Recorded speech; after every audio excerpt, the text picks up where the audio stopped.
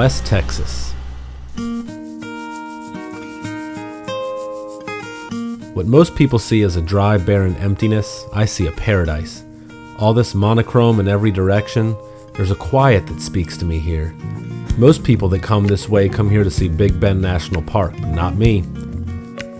Today I'm taking a little road trip from Alpine, Texas, south into the Chisos Mountains to pay a visit to an old town that's, well, not on the way to anywhere.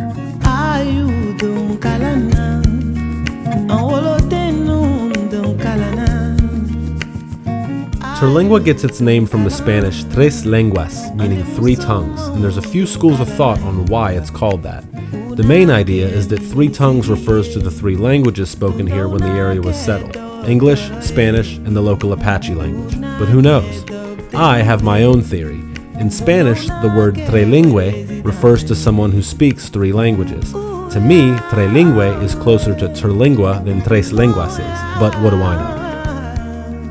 Like most ghost towns in what used to be the Wild West, Terlingua was a mining town. The mine elevator is out on display, and you can actually stand over the original mine shaft they used over 100 years ago.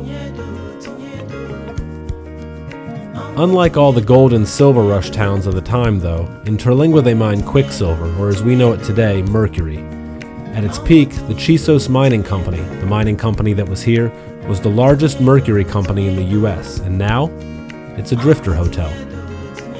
Howard Perry, the owner of the mining company, his house still sits at the top of the hill. In its heyday, Terlingua had a theater, a jail, a couple saloons, even a post office.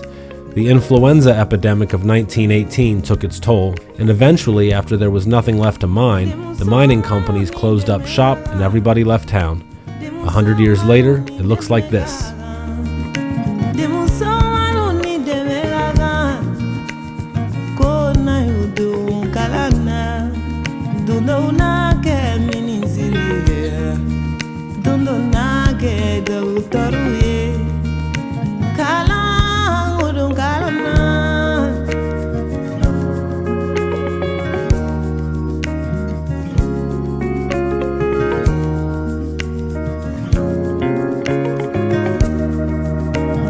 It's always a surreal feeling when I visit a ghost town.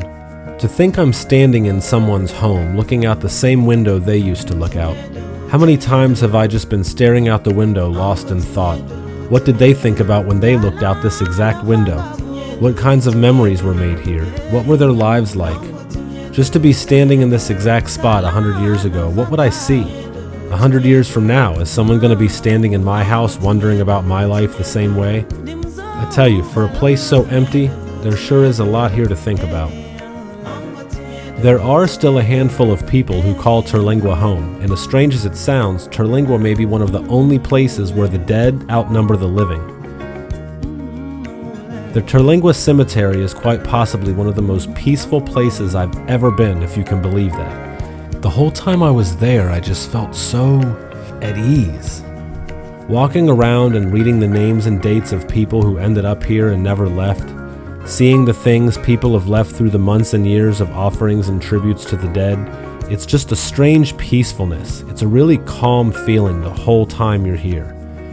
Every November 2nd, the residents of Terlingua and the nearby towns do a traditional Day of the Dead or Dia de los Muertos celebration, which I honestly may come back to see. But for now, this visit has been just right. The best places are the places that make you feel like your soul left a fingerprint here, but you can't wait to come back again, and I can tell you, Terlingua, oh yeah. That's it for me for now. Thanks for watching.